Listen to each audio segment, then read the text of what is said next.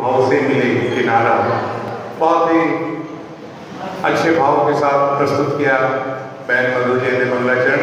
उनके सम्मानार्थ जोरदार तालियों से उनका स्वागत और अभिनंदन करते हैं। और हम अपने परम पूज्य आदरणीय पंडित जी श्री सम्यक कुमार जी पाटनी, जो कि छत्तीसगढ़ दुर्ग से हमारे बीच में धर्माराधना के लिए आए हुए हैं, उनसे मैं विनम्र प्रार्थना करूंगा कि आप अपनी अमृतवाणी से हम सभी को धर्म लाभ प्रदान करने की कृपा करें।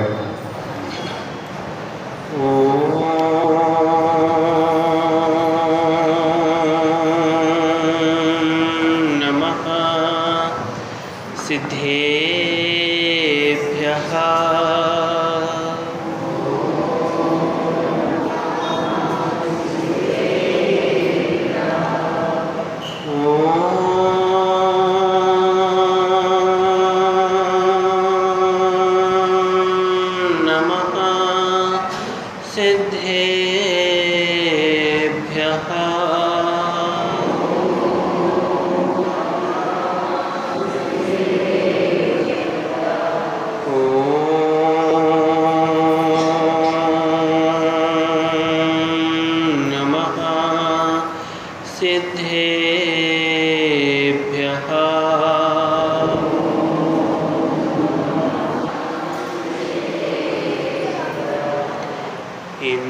सद्वंदियाणं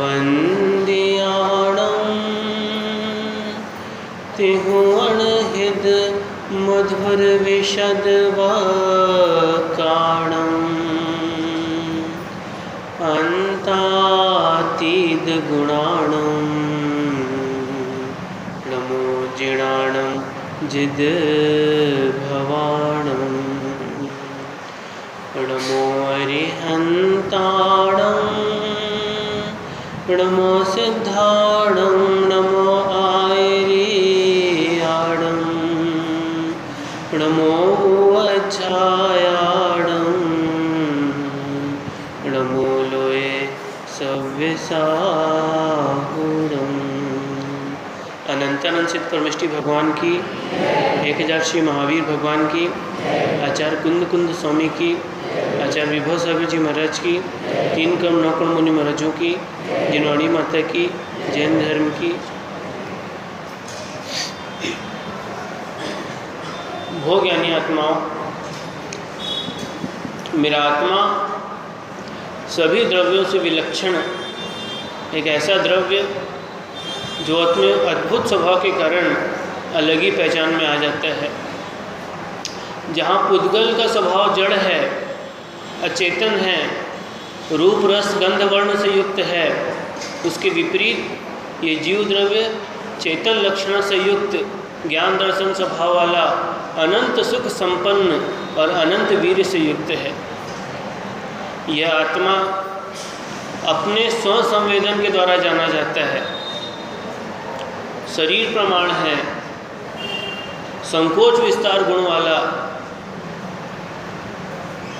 सुख दुख का वेदन करने वाला है।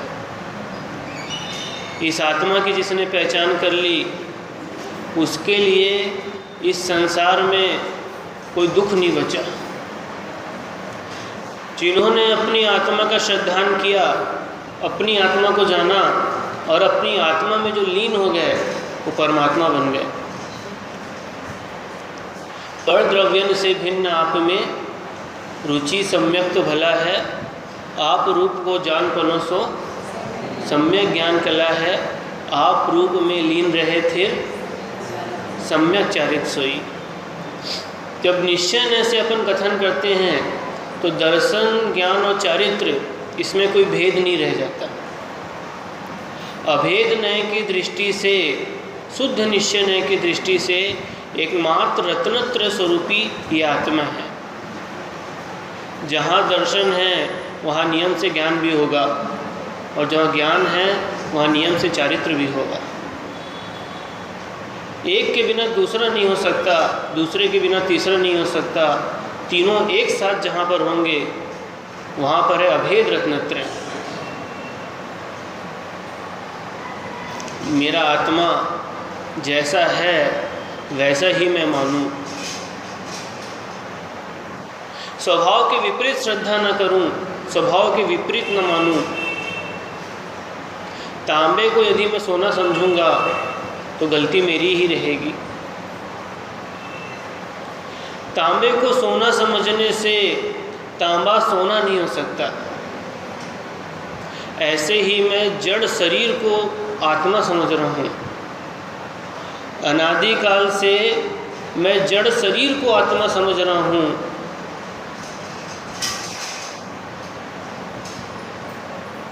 असत्य में जी रहा हूँ, असत्य में जी रहा हूँ, सत्य से दूर हूँ, बहुत दूर, सत्य से कोसों दूर।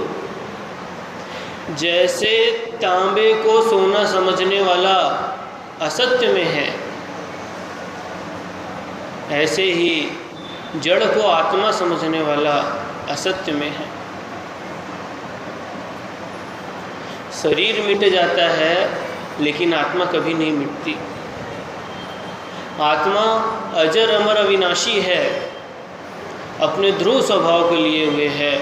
उत्पाद व्यय द्रव्य युक्तम सत्य, जिसमें उत्पाद व्यय और द्रव्य होता है वो द्रव्य है, द्रव्य की पहचान है। द्रव्य कभी मिटता नहीं। द्रव्य अपनी गुण और पर्यायों को कभी नहीं छोड़ता।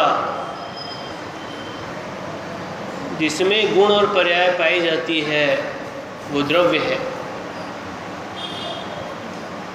प्रत्येक द्रव्य के गुण होते हैं और उसमें पर्याय भी होती है, और द्रव्य की पहचान उसके गुणों से होती है।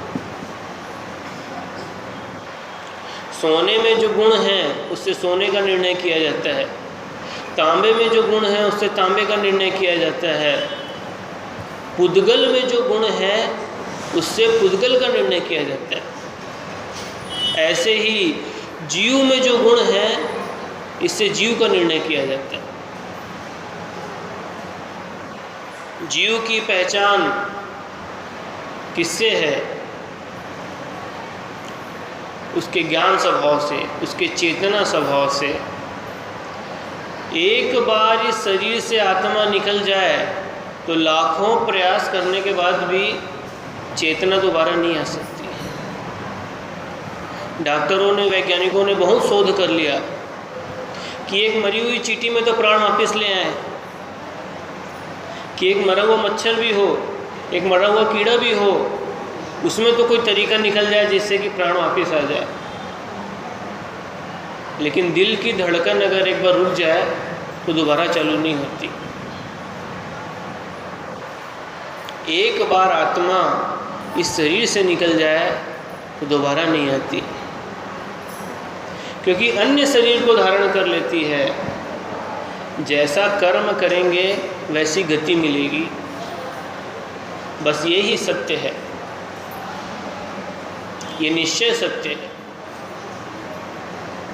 सत्य की पहचान नहीं है, इसीलिए भटक रहे हैं इस संसार में, अपनी आत्मा की पहचान नहीं।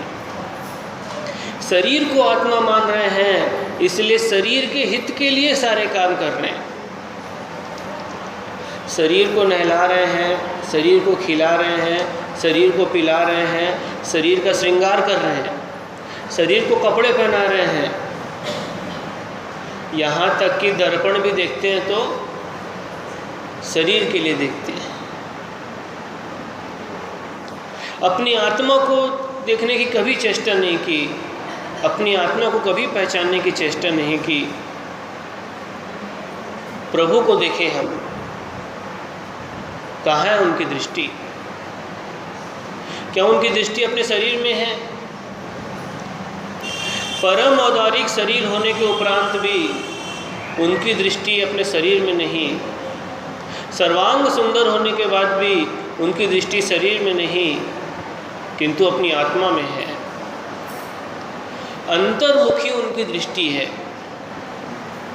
जिसकी दृष्टि बहिर्मुखी है, जिसकी दृष्टि पर द्रव्य में है, जिसकी दृष्टि बाहर है, असत्य की तलाश में भटक रहा है। भेद विज्ञान करना होगा। आत्मा अलग है, शरीर अलग है। आत्मा अलग है, शरीर अलग है। इस सूत्र को हमको अपने जीवन में उतारना पड़ेगा। जैसे दूध में पानी मिलाने के बाद दोनों एक हो जाते हैं, पानी को भी दूध कहते हैं, ऐसे ये आत्मा जब शरीर को धारण करती है, उपचार से हम शरीर को भी जीव कह देते हैं। लेकिन पानी से अगर दूध अलग कर दो तो फटे हुए दूध को, पानी को कोई दूध नहीं कहता। ऐसे ये शरीर से जब आत्मा निकल जाती है तो फिर मृत शरीर को कोई जीव नहीं कहता। जीवन और मरण ये एक ऐसी सच्चाई है, इसको जो अपनी दृष्टि में ले आते हैं फिर वो इस संसार में रुकने की चेष्टा नहीं करते। तीर्थंकरों ने इस सत्य को समझा, और जब ये सत्य उनको समझ में आ गया तब उन्होंने वो कार्य किया जिसके करने से फिर इस संसार में वापस नहीं आना पड़ता। सत्य धर्म पे हम लोग चर्चा कर रहे हैं। बोलना सब चाहते हैं, लेकिन बोलना कैसा चाहिए, कब चाहिए, कितना चाहिए, क्या चाहिए, इसका विचार किए बिना बोलते हैं।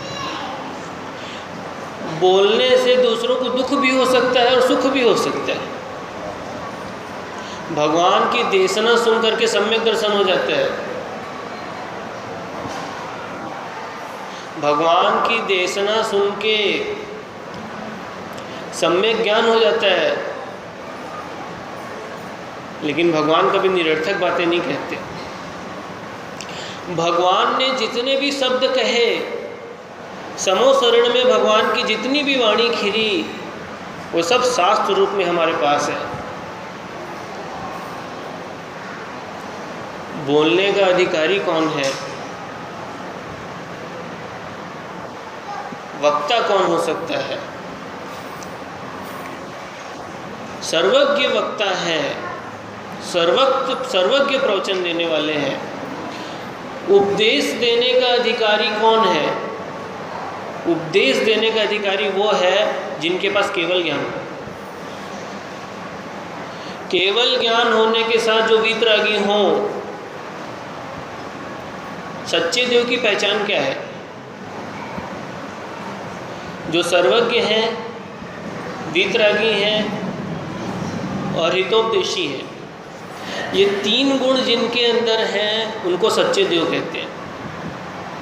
मोहनी कर्म का नाश कर देने से जिनके सारे राग द्वेष नष्ट हो गए, ज्ञानावर्णी कर्म का नाश होने से जिनके केवल ज्ञान प्रकट हो गया, भगवान सर्वज्ञ और वीतरागी। बिना मोहनी कर्म के नाश हुए ज्ञानावर्णी कर्म का नाश नहीं होता। जब तक मोहनी कर्म नष्ट नहीं होगा तब तक ज्ञानावर्णी, दर्शनावर्णी और अंतराय ये कर्म नष्ट नहीं होते। मोह क्षयाच, आगे क्या है? मोह के क्षय होने के उपरांत ज्ञानावर्णी, दर्शनावर्णी और अंतराय नष्ट होते हैं। मोह के कारण उन कर्मों को बल मिलता है, यानी मोह कर्मों का राजा है। जिनके भीतर में राग द्वेष भरा है वो उपदेश देने के अधिकारी नहीं है, क्योंकि जिनके भीतर में राग द्वेष होता है वो अपने हिसाब से उसको तोड़ मरोड़ते हैं। वो शास्त्रों को बदल देते हैं, शास्त्रों के पन्ने चेंज कर देते हैं, शास्त्रों के सूत्र बदल देते हैं, शास्त्रों की गाथाएं बदल देते हैं, यहाँ तक कि अर्थ भी बदल देते हैं, अर्थ का अनर्थ कर देते हैं। उपदेश देने का अधिकारी वीतरागी होते हैं। भगवान के संपूर्ण राग द्वेष नष्ट हो गए, सर्वज्ञ हो गए, केवल ज्ञान प्राप्त हो गया, तब भगवान ने उपदेश दिया। और इतनी बड़ी चीज़ देखिए कि तीर्थंकर जब दीक्षा लेते हैं, अवधि ज्ञान तो उनको जन्म से रहता है, और दीक्षा लेते ही मन पर यह ज्ञान हो जाता है। लेकिन अपने छद्मस्थ काल में, यानी जब तक उनको केवल ज्ञान नहीं होता तब तक भगवान उपदेश नहीं करते, मौन रहते हैं। भगवान महावीर स्वामी 12 वर्ष तक मौन रहे।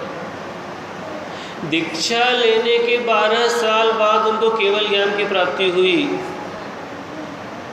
वो पूरा का पूरा 12 साल का काल भगवान मौन रह के निकले। आदिनाथ भगवान दीक्षा लेने के 1000 साल बाद केवल ज्ञान हुआ। 1000 साल तक मौन रहे, बोले नहीं। सोचने वाली बात है। जो स्वयं तीर्थंकर हैं, जिनके चारित्र में कभी दोष नहीं लगता, जो सामायिक चारित्र के धारी हैं, मना पर्य ज्ञान जिनके भीतर में है और शुद्ध ज्ञान की सारी रिद्धियाँ जिनके अंदर है, कोष्ठस्थ धान्यो पम्येक बीजम संभिन्न संस्कृति पदानुसारी चतुर्विधम बुद्धि बलम दधाना स्वस्ति क्रियाशु परमर्षि होना। ये सब श्रुत ज्ञान की रिद्धियाँ हैं। द्वादशांग का ज्ञान भीतर में प्रकट हो जाता है इन रिद्धियों के माध्यम से। संपूर्ण शुद्ध ज्ञानी बन जाते हैं। एक पद पढ़ते हैं शास्त्र का और सारा का सारा शास्त्र भीतर में प्रकट हो जाता है रिद्धि के प्रभाव से। इतनी सारी रिद्धियों के होने के बाद भी भगवान कुछ बोले नहीं।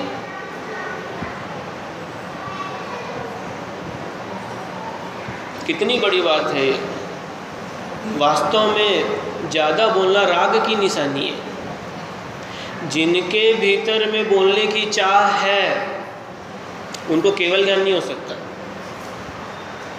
भगवान को केवल ज्ञान की इच्छा थी, वो केवल ज्ञान प्राप्त करना चाहते थे, संपूर्ण मोह को नष्ट करना चाहते थे, इसलिए उन्होंने बोलना उचित नहीं समझा। सबसे अच्छी चीज़ है मौन रहना। जब बोलेंगे तब झमेला पैदा होगा, जब बोलेंगे तब झंझट पैदा होगा। अगर हम बोले ही ना तो फिर झगड़ा किस चीज़ का। मौन रहें, ये सबसे पहली चीज़, सबसे अच्छी चीज़। लेकिन अगर हम बोलना ज़रूरी समझते हैं, हम बिना बोले रह नहीं सकते, क्योंकि मौन तो उसके लिए ठीक है जिसके भीतर में बोलने की इच्छा ही ना हो। क्योंकि भीतर में बोलने की इच्छा है और मौन है तो वो कुंठित हो जाएगा।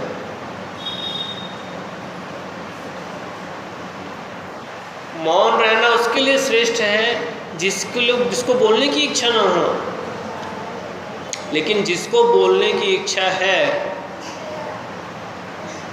वो कैसे बोले। तो मुनियों के लिए कहा, मुनियों के 28 मूल गुणों में एक तरफ सत्य महाव्रत है तो दूसरी तरफ भाषा समिति है। समिति का अर्थ होता है देखभाल करके क्रिया करना। जब भी हम कोई क्रिया करें तो देखभाल के करें। तो जब मुनि बोले तो उसको भी सोच समझ के बोले। इसके लिए मुनियों के लिए कहा भाषा समिति कि हे मुनि, जब भी आप बोलो तो सोच समझ के बोलो। कैसा बोलो? हित मित और प्रिय बोलो। जो भाषा हित है, मित है और प्रिय है वो भाषा समिति है। इसका अर्थ क्या हुआ? इसका अर्थ ये हुआ कि हमको ऐसी भाषा नहीं बोलना चाहिए जिससे जीवों का अहित हो जाए, किसी जीव का घात हो जाए।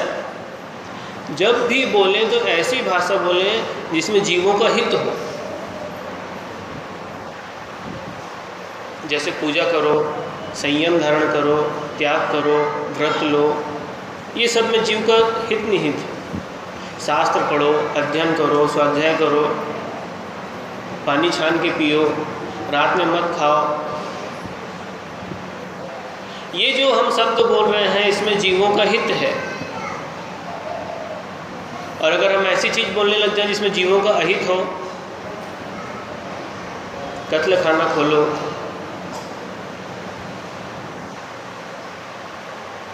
ऐसी चीज़ें ना बोले जिसमें जीवों का अहित हो, जीवों का घात हो, जीवों की हिंसा हो। ऐसा शब्द बोले जिसमें प्राणी मात्र का हित हो। व्यापक रूप से हम समझ रहे हैं, लेकिन अपने घर में भी हमको ये चीज़ सोचना चाहिए, उसका बच्चा फेल हो जाए,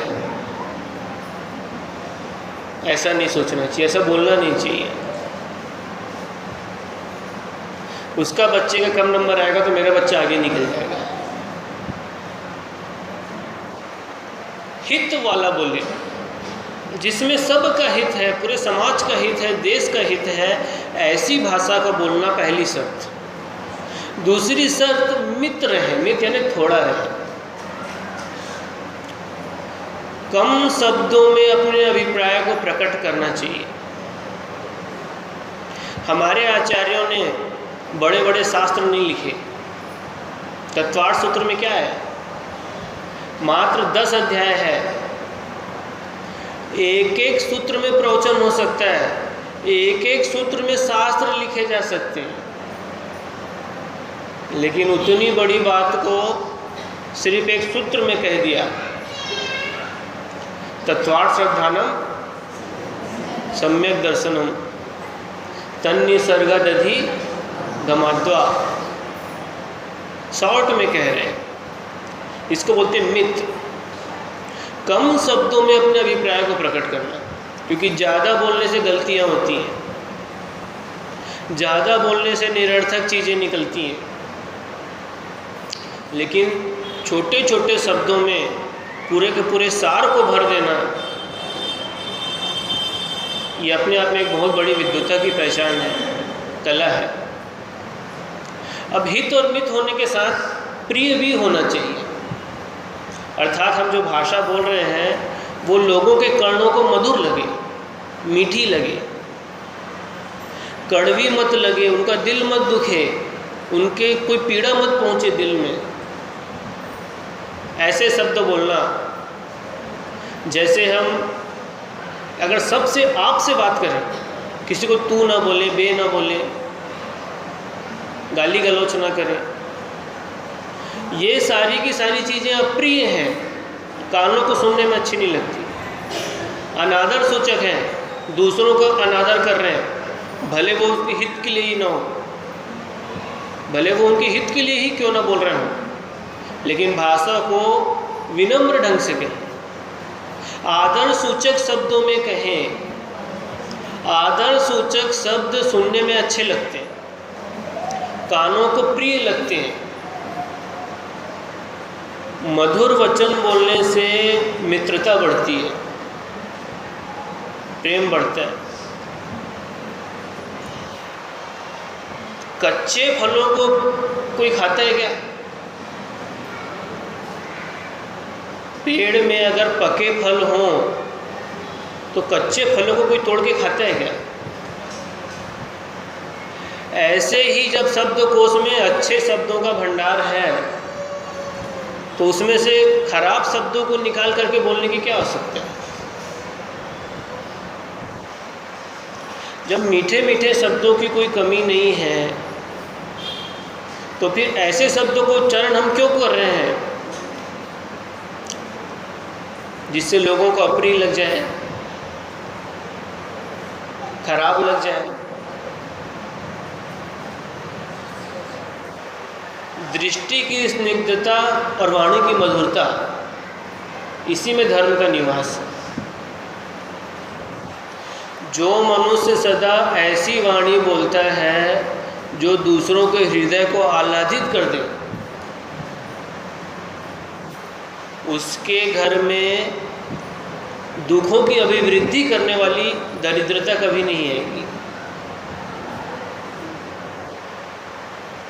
विनम्र वचन मित्र बनाते हैं और बहुत सा लाभ पहुंचाते हैं। अगर गुरु से ज्ञान प्राप्त करना है तो विनम्रता लाना होगा। आदर सूचक शब्द, ऐसे शब्द भूल करके भी नहीं बोलना चाहिए जो भले ही सच हों लेकिन उसमें जीव घात हो रहा।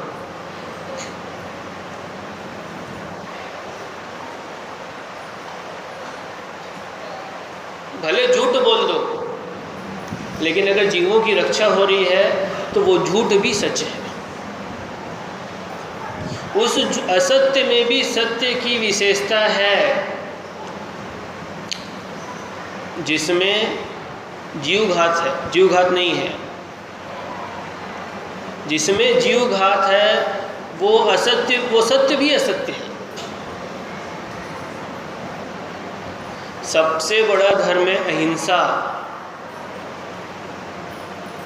सत्य की गणना उसके पश्चात है।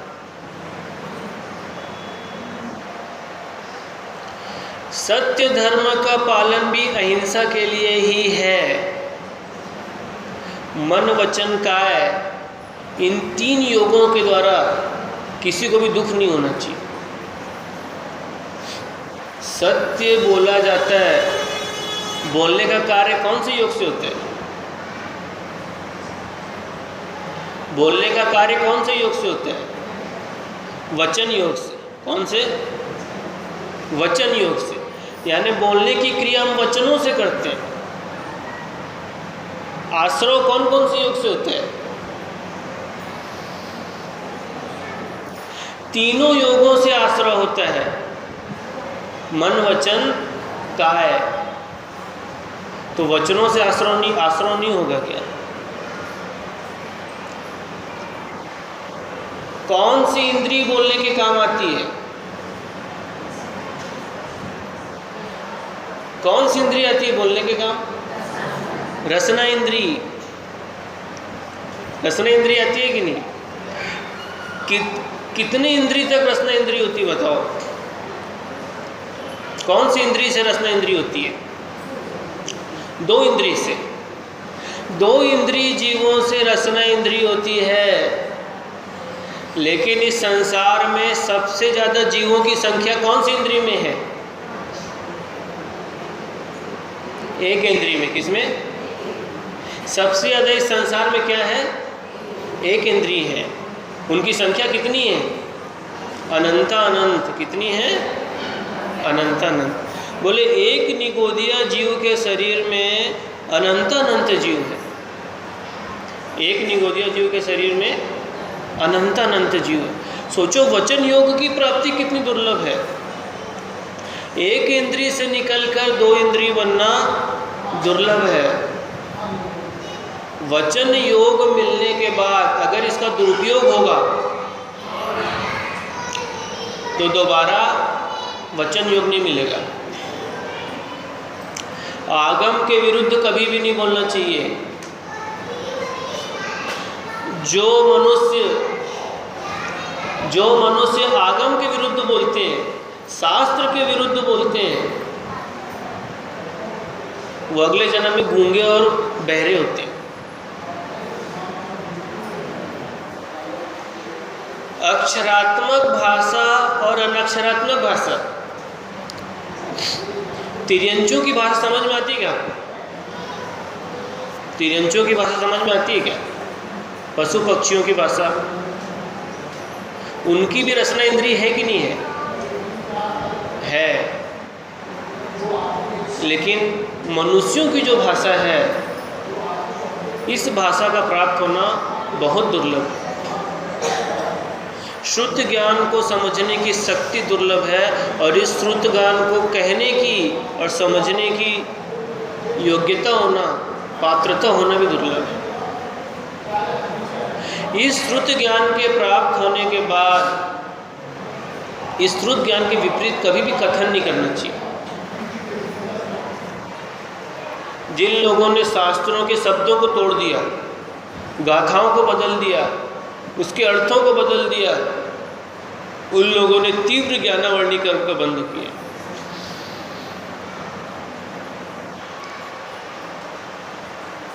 शास्त्रों को जैसा का तैसा कहना चाहिए।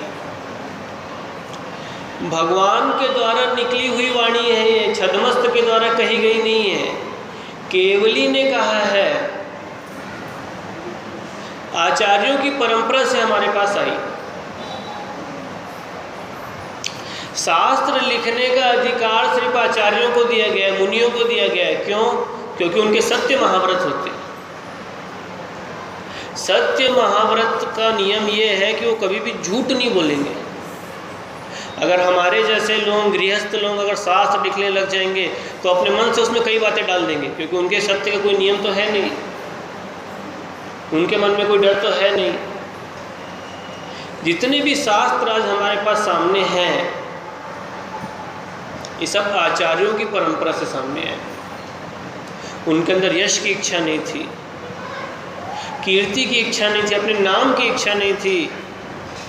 समय सार लिखा आचार्य कुंद कुंद स्वामी ने, लेकिन पूरे समय सार में कहीं उनका नाम नहीं है।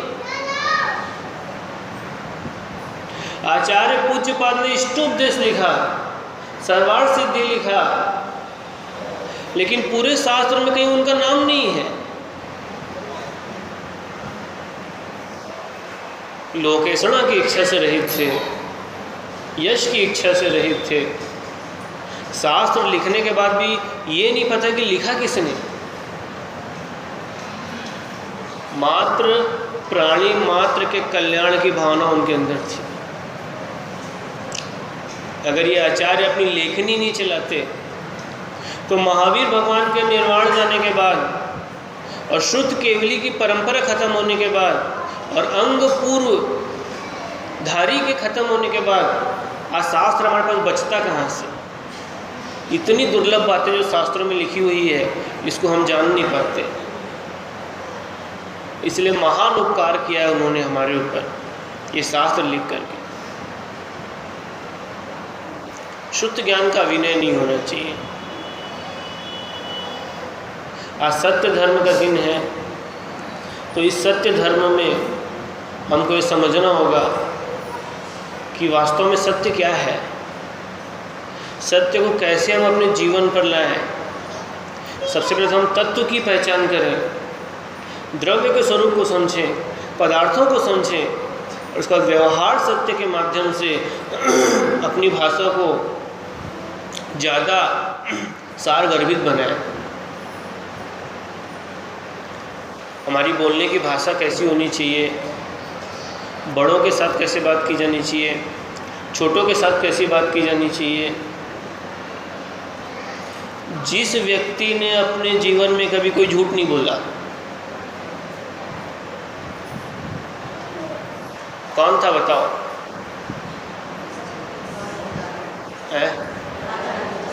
राजा हरिश्चंद्र। राजा हरिश्चंद्र तो थे ही थे, इसके अलावा है युधिष्ठिर। युधिष्ठिर को क्या कहते थे? हाँ, धर्मराज। क्या कहते थे? धर्मराज युधिष्ठिर।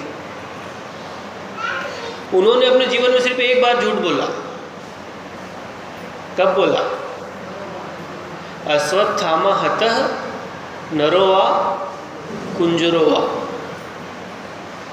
जब उनके गुरु ने ये प्रश्न किया द्रोणाचार्य ने कि भाई जो अश्वत्थामा जो मरा है वो नर है या हाथी? युधिष्ठिर, तुम जो बोलोगे मैं मान लूंगा, बाकी मेरे को किसी के ऊपर विश्वास नहीं है। बस इतना कहा उनके गुरु ने, क्योंकि तुमने आज तक कभी असत्य बोला नहीं और मुझे विश्वास है कि तुम कभी असत्य बोलोगे नहीं। अश्वत्थामा उनका बेटा था, उनके गुरु का बेटा था, द्रोणाचार्य का। तो युधिष्ठिर ने अपनी मुंडी नीचे कर लिया, अपना सिर नीचे झुका लिया। उसका अभिप्राय उन्होंने ये निकाला कि मेरा पुत्र मारा गया। इतना सा असत्य बोलने के कारण युधिष्ठिर की पूरे संसार में अपकीर्ति हो गई। उसकी धर्मपरायणता अपवित्र हो गई, उसकी कीर्ति मलिन हो गई। सत्यवादी का यश सारे संसार में फैलता है। जिसने झूठ बोलने का त्याग किया है और सत्य बोलने का व्रत लिया है,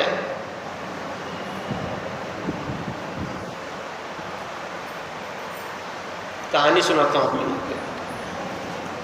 एक चोर था। चोर, उसका पेशा था चोरी करना, चोरी करता था वो। एक बार उसको एक मुनिराज के दर्शन हो गए, दिगंबर मुनिराज के दर्शन हो गए, और उसने अपनी भावना प्रकट की कि महाराज मैं व्रत लेना चाहता हूँ, कुछ व्रत मुझे दीजिए, कुछ नियम मुझे दीजिए। तब महाराज ने उनसे पूछा कि भाई आपका व्यापार क्या है, पेशा क्या है, आपका करते क्या हो आप? तब उसने कहा कि मैं चोर हूँ और चोरी करता हूँ। तब मुनिराज ने कहा कि ऐसा करो, तुम चोरी करने का त्याग कर दो। तो उसने कहा कि भाई अगर मैं चोरी करने का त्याग कर दूंगा तो मैं खाऊंगा क्या, इसलिए आप मेरे को दूसरा नियम दीजिए। तो उनको कहा कि ऐसा करना, तुम झूठ मत बोलना। तो उसने स्वीकार कर लिया। उसने कहा कि ठीक है महाराज जी, आपने ये नियम मेरे को दिया है, इसका मैं पालन करूंगा, मैं झूठ नहीं बोलूँगा। नियम लेकर के चला गया। अगले दिन उसने प्लान किया कि मेरे को राजा के घुड़साल से घोड़ा चुराना है, राजा का घोड़ा मेरे को चुराना है। और वो योजना के अनुसार घोड़ा चुराने चल दिया। और घुड़साल में घुसते ही उसको द्वारपालों ने रोक लिया और पूछा कि भाई तुम क्या करने जा रहे हो, अंदर क्यों जा रहे हो? तो उसने कहा कि मैं चोर हूँ, घोड़ा चुराने जा रहा हूँ। उसका सत्य बोलने का नियम था, झूठ बोलने का त्याग था, इसलिए उसने अपने नियम का पालन किया। द्वारपालों ने सोचा ऐसे ही कुछ घोड़ों को देखना होगा इसलिए जा रहा होगा, क्योंकि चोर थोड़ी ना बोलेगा कि मैं चोरी करने जा रहा हूँ। उसको अंदर जाने के लिए दे दिए। उसने एक सफ़ेद कलर का घोड़ा जो काफ़ी बड़ा था, राजा का था, राजा का मुख्य घोड़ा था, उसको बाहर निकालने लगा। तब द्वारपालों ने पूछा कि कहाँ ले जा रहे हो? तो बोले मैं इसको चोरी करके ले जा रहा हूँ। तब द्वारपालों ने सोचा कि भाई चोर तो ये बोलेगा नहीं कि मैं चोरी करके ले जा रहा हूँ, उसको ले जाने दिया। अब वो घोड़ा ले गया और दिन भर उसका पता नहीं है। तब द्वारपालों को चिंता हो गई कि कहीं सचमुच में तो चोर नहीं था जो चोरी करके ले गया। उन्होंने सारी की सारी खबर जो है राजा को पहुंचा दी। अब राजा जो है उसने कहा कि जाओ ढूंढो उसको, कहाँ है। पूरे नगर में और नगर के आसपास जितने भी वन थे, जंगल थे, सब जगह उसको ढूंढना चालू कर दिया सिपाहियों ने। एक जगह वो चोर लेटा हुआ मिला, पेड़ के किनारे वो लेटा हुआ था। सिपाहियों ने उसको पकड़ा और पूछा क्या तुमने घोड़ा चुराया है? तो उसने कहा हाँ मैंने चुराया है। तो बोले घोड़ा कहाँ है? तो बोले पास में ही एक पेड़ में बंधा हुआ है। उस वृक्ष के ऊपर में एक देवता था। वो देवता सारा का सारा वृत्तांत देख रहा था। उसने उसकी परीक्षा लेने के लिए, चोर की परीक्षा लेने के लिए घोड़े का रंग बदल दिया, उसको लाल कलर का कर दिया। सिपाहियों ने जाके देखा तो घोड़ा लाल कलर का था, चोरी तो सफ़ेद कलर का हुआ था। तब उससे पूछा कि तुम कौन से कलर का घोड़ा चुरा के लाए? तो बोले मैं तो सफ़ेद कलर का चुरा के लाया, लेकिन यह बंधा हुआ तो लाल है। तो बोले मैं नहीं जानता, मैं तो सफ़ेद चुराया था और मैंने सफ़ेद ही बांधा है। उसने कहीं भी अपने व्रत को भंग होने का मौका नहीं दिया। सिपाहियों ने उसको पकड़ करके राजा के पास ले गए कि बोले ये कहता है कि मैंने सफ़ेद चुराया, लेकिन सफ़ेद घोड़ा तो है ही नहीं। तब राजा ने उससे पूछा कि भाई कहानी क्या है? तब उसने मुनिराज से व्रत लेने की सारा दृष्टांत बता दिया। तो राजा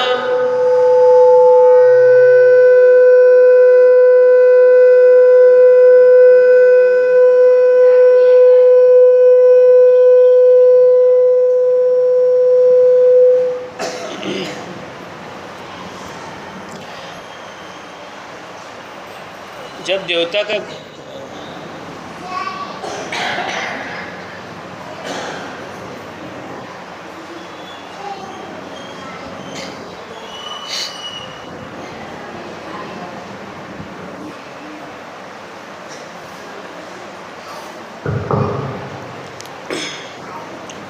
जब देवता ने देखा कि भाई ये तो अपने व्रत में निष्ठ है, ये अपने व्रत का पालन करने में एक निष्ठ है, ये अपने व्रत में ईमानदार है, तब उसने वापस घोड़े को सफ़ेद कर दिया। तो राजा को पूरी की पूरी कहानी समझ में आई, तो वो चोर के ऊपर बहुत प्रसन्न हुआ कि भाई इतना निष्ठा से पालन करने वाला, कि बोले चोर होकर के भी इतने निष्ठा से व्रत का पालन कर रहा है, तो उसको बहुत सारा धन दे दिया ताकि आगे से उसको कभी चोरी ना करना पड़े। तो चोर के द्वारा भी जब एक सत्य व्रत पालन किया गया तो उसको भी देवों के द्वारा अतिशय प्राप्त हुआ और राजा के द्वारा उसको सम्मान किया गया। सत्य व्रत अपने आप में एक बहुत बड़ा व्रत है, लेकिन सत्य का पालन करना बहुत कठिन है। कठिन इसलिए है क्योंकि सत्य मुनियों के ही पूर्ण रूप से पलते हैं, क्योंकि गृहस्थों को असत्य कहना ही पड़ता है, क्योंकि अगर वो असत्य नहीं कहेंगे तो उनको अपने व्यापार करने में बहुत परेशानियां होंगी। वो जिस भाव में खरीद के लाएंगे वो भाव कभी किसी को बताते नहीं, उनको छुपा के ही रखना पड़ता है उसको, या बताएंगे असत्य और बेचेंगे जिस भाव में उनको बेचना है। इसलिए आचार्यों ने दूसरी व्यवस्था की कि बोले आप सत्य महाव्रत नहीं ले सकते तो सत्य अणुव्रत लो, अर्थात अणु रूप में व्रत का पालन करो, छोटे रूप में पालन करो। स्थूल झूठ मत बोलो, सूक्ष्म झूठ आप बोल सकते हो। संकल्पी झूठ मत बोलो, ऐसा झूठ मत बोलो जिससे किसी जीव का घात हो, किसी की मृत्यु हो जाए, ऐसा झूठ आप मत बोलो। प्राणघात हो, जीव घात हो, ऐसा झूठ आप मत बोलो। व्यापार में झूठ बोल रहे हो कोई बात नहीं, लेकिन व्यापार में भी उतना ही झूठ बोलना चाहिए जितना कि शास्त्रों में आज्ञा है। जरूरत से ज़्यादा कमाई करना भी गलत बताया गया है। इसको बोलते हैं न्यायपूर्वक कमाना, अर्थात न्याय नीति पूर्वक जो कमाया जाता है वो धन शुद्ध माना जाता है, और जिसमें ज़्यादा बेईमानी छुपी हुई होती है ऐसा व्यापार में ऐसा कमाया हुआ धन न्याय का धन नहीं माना जाता। ऐसा कमाया हुआ धन पाप में ज़्यादा खर्च होता है, धर्म ध्यान में खर्च कम होता है। इसलिए आचार्यों ने हर चीज़ की व्यवस्था अलग अलग की है। तो ये सत्य धर्म जो है ये एक ऐसा धर्म है जो हमारी आत्मा को पवित्र करता है, हमारे भावों को निर्मल करता है। झूठ बोलने वाला अपने अंदर ही अंदर संतापित होता रहता है, उसको वो झूठ ऐसा चुभता है जैसे कि पैर में गड़ा हुआ कांटा चुभता है, उसके मन में बार बार ठेस पहुंचती है।